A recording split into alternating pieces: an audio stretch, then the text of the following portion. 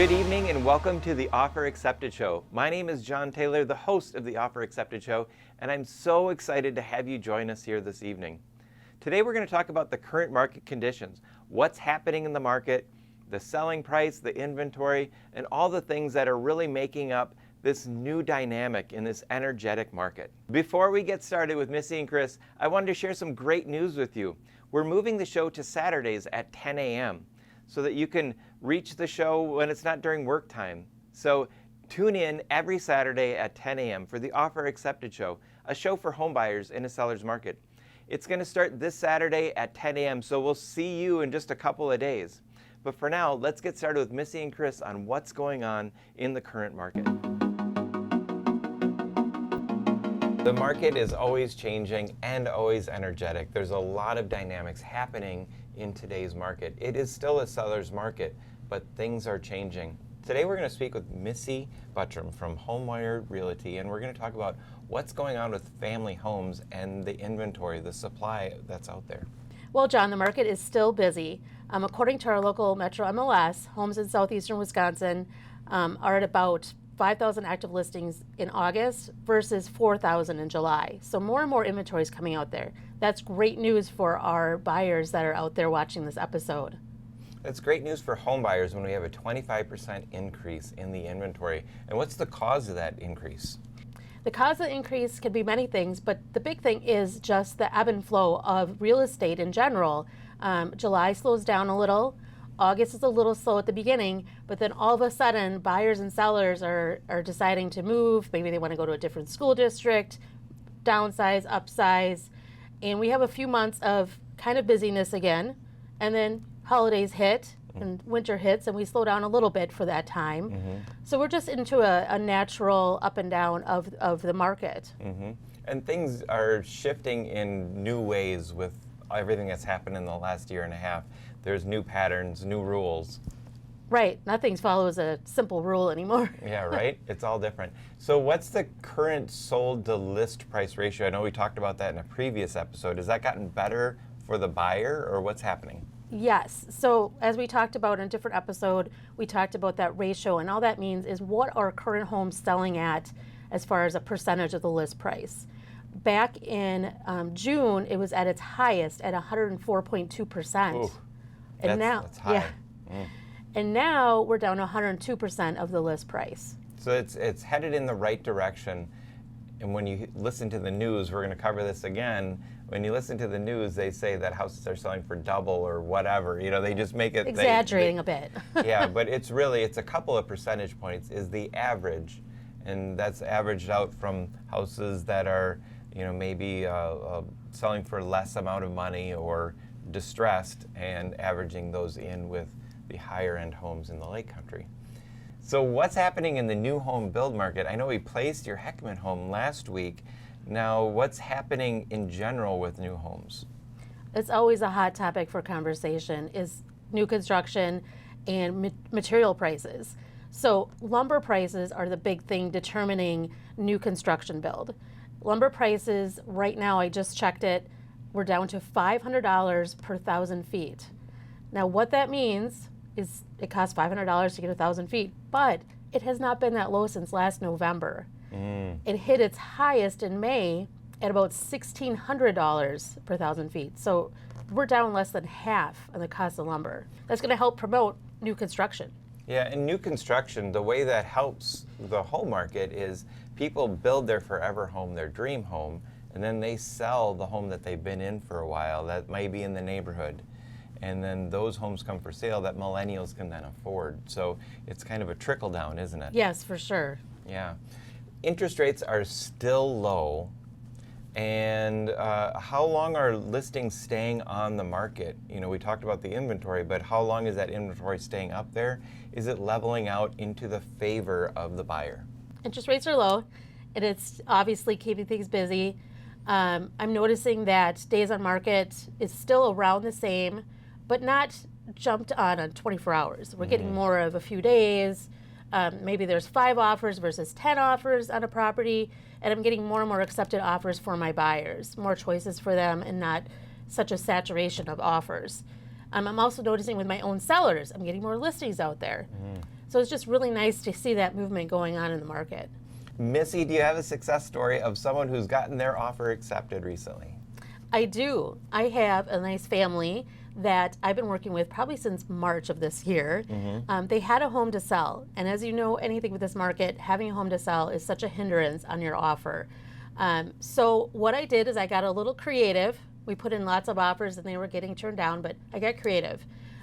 We put their current house on the market and negotiated with the new buyer for them to stay there until they found their new house. It's called post-occupancy. So as soon as we did that, got their home sold, they're living in it. The first offer we put in, they got accepted and they're moving in a couple weeks. Nice, congratulations. Yes. It's so good to hear that somebody's getting their offer accepted and the market is shifting into the buyer's favor. Great to have you here again, Missy, and we look forward to seeing you next week. Thanks, John. Welcome back. We're here with Kris Weninger from Fairway Independent Mortgage, and we're going to dive into the 5 most frequently asked questions when buying a home in this seller's market. So, Kris, I think the number one question is 2021 a good time to buy a home? 2021, from a lender's perspective, I do believe it is. Interest rates are a near all-time low, so it allows you to purchase more property. And in today's market, we kind of need that just because of where the values are at. So again, you can get locked in to a nice low fixed interest rate and you'd be set. These are historic interest rates that we have right now, and they're going to go up at some point. We don't know. We don't have a crystal ball, but how long can we expect these rates to last? So we're getting a September here now. Chances are probably over the next couple weeks, maybe next couple months, rumor has they might stay low. Sooner or later, they're going to start to trickle up. So it's just a matter of time. Again, your guess is as good as mine. I don't have my crystal ball here. But sooner or later, I would say over the next couple weeks, next couple months, we're going to start to see an uptrend in rates. Yeah, there's a number of factors that affect the rates, from the Fed doing what they do, and just the market in general. And the market's constantly shifting. So these won't last forever, and it gives you a great opportunity to buy more house. You get more stuff, and Exactly. that's fantastic. So what kind of credit scores do you need to buy a home in this market? Is there more pressure to have a higher credit score? Great question. Credit scores, interest rates are run off of credit scores. So the higher credit score you have, the better interest rate you have. Typically, to get into a property now in today's world, you're looking at a minimum of 620. And again, the higher, the better. Your better interest rates, you're looking at anywhere from 760 to 780 on up. That's going to be your premium better interest rates. Some loan programs, you can go as low as 580 for a credit score. Okay. And when you get into 580, those are subprime loans? Actually, no. Today, it's still a fixed rate loan. So still a 30-year fixed rate. Again, you can take a look at a 20 or 15-year if you can handle that payment. But still, fixed rate, typically they're going to want the taxes and insurance. And depending upon your down payment, PMI included in that monthly payment. And then when you get into 760, 780 credit score, that's where you're seeing the advertised rates. Correct. That is absolutely correct. So when looking for a home and trying to figure out your price range, how much can you qualify for? How do you figure that out? Qualifying, we take a look at your gross monthly income. Typically, the ratios, if you hear the ratios, what are your ratios today? Your housing ratio is about 28%. And what that means is you take your gross monthly income, 28% of your gross monthly income, that's where they would like to have your house payment, 28% of your income or less. Then in essence, there is an overall ratio, which is about 41%. Some cases we're able to go up to 43, maybe a little bit higher.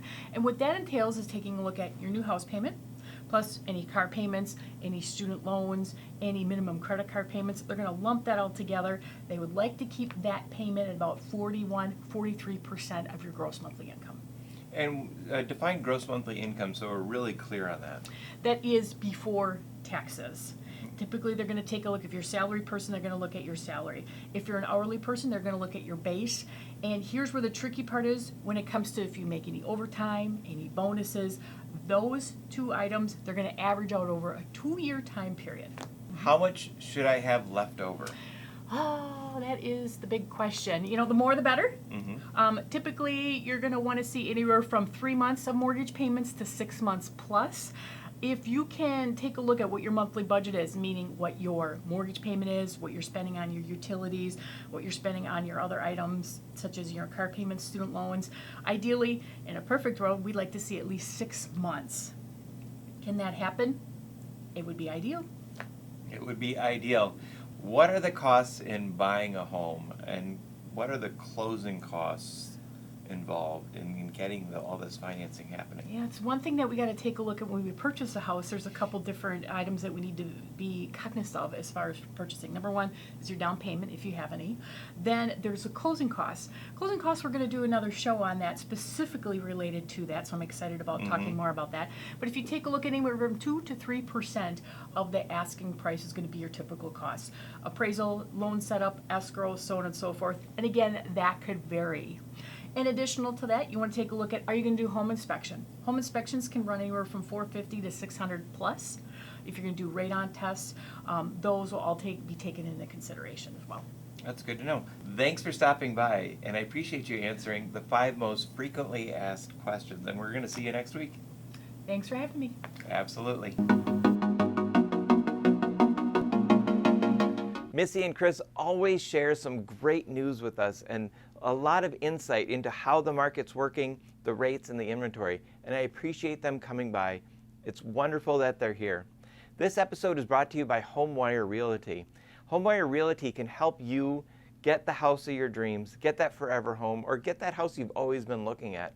Missy and her team over at HomeWire Realty have access to a unique inventory, and they also have a huge staff of agents that can really get out into the market, into the neighborhoods that you want to be in, and get you the home that you're looking for.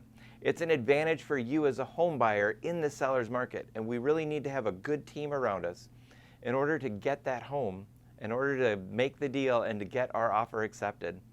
So tune in each week, Saturday morning at 10 a.m. for the Offer Accepted Show, a show for home buyers in a seller's market. My name's Jon Taylor, and I'll see you next week.